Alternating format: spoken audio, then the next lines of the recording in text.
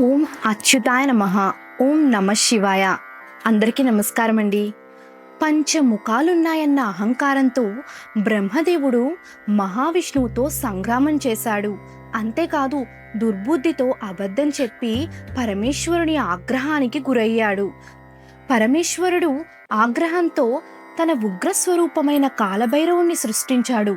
కాలభైరవుడు తన ఎడమ చేతి కొనగోటితో బ్రహ్మదేవుడి పంచముఖాల్లో ఒక ముఖాన్ని ఖండించాడు. అయితే మీకు ఇక్కడ ఒక సందేహం రావచ్చు. త్రిమూర్తుల్లో భేదం లేదు అంటుంటాం.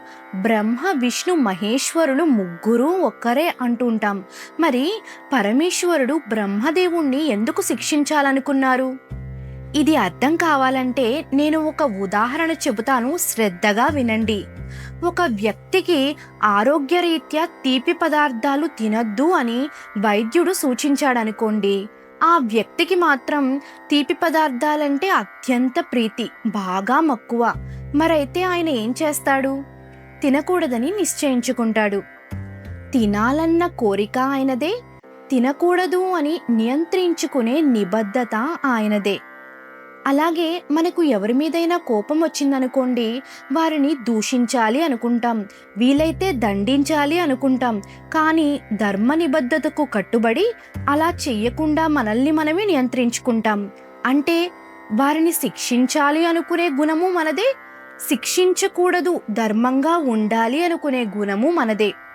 మానవ మాత్రులమైన మనలోనే ఇన్ని రకాల గుణాలున్నప్పుడు విశ్వాన్ని పాలించేవాడు, బ్రహ్మాండాన్ని తన చక్రంతో తిప్పేవాడు, మరి భగవంతుడికి ఎన్ని గుణాలుంటాయి? అన్ని గుణాలనే వేరువేరు స్వరూపాలుగా మనం కొలుస్తూ పూజిస్తూ ఉంటాము.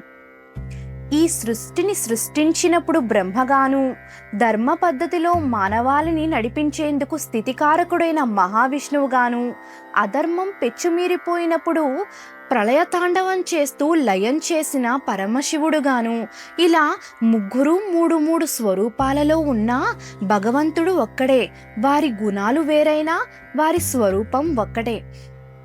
అలాగే మనం ఈ తత్వాన్ని మానవాళికి అన్వయించుకుంటే మహాశివుడు జ్ఞానానికి ప్రతీక. అంటే జ్ఞానం శాశ్వతమైనది, నిర్గుణమైనది, నిరాకారమైనది. పరమేశ్వరుడు శాశ్వతుడు.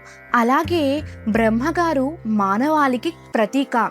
ఈ సృష్టి ముగిసినప్పుడు బ్రహ్మగారి పాత్ర కూడా ముగుస్తుంది. ఆయన శాశ్వతుడు కాడు. అలాగే మహావిష్ణువు బుద్ధికి ప్రతీక. వేదాలను సృష్టించి మానవాళిని ధర్మబద్ధమైన మార్గంలో నడిపించడానికి ఎన్నో మానవావతారాలెత్తి మనల్ని ఉద్ధరించిన వారు మహావిష్ణువు. ఇలా బ్రహ్మ విష్ణువు మహేశ్వరులు వేరువేరు రూపాలైన వేరువేరు గుణాలైన భగవంతుడి స్వరూపం మాత్రమే అని మనం గ్రహించాలి.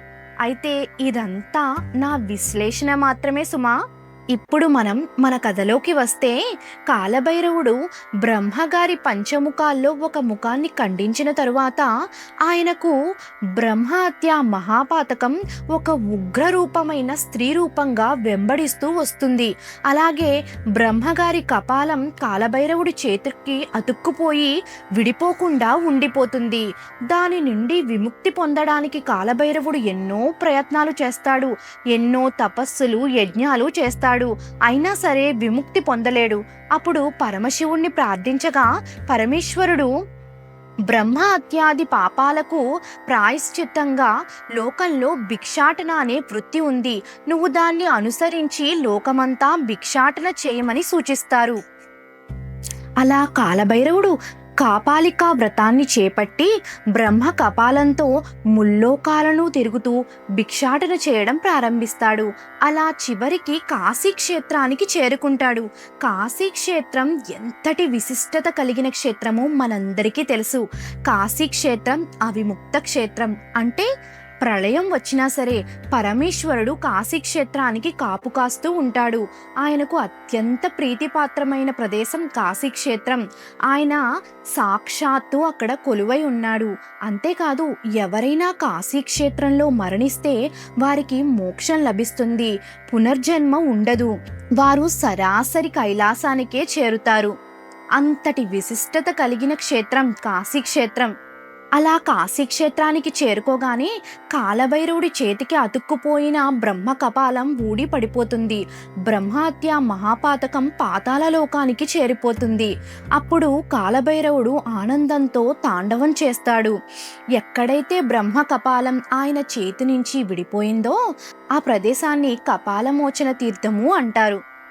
తదనంతరం పరమేశ్వరుడు కాలభైరవుడికి కాశీ క్షేత్రానికి రక్షకుడుగా ఉండమని, క్షేత్రపాలకుడుగా ఉండమని నిర్దేశిస్తాడు. అలా కాలభైరవుడు కాశీ క్షేత్రానికి రక్షకుడుగా నియమించబడ్డాడు.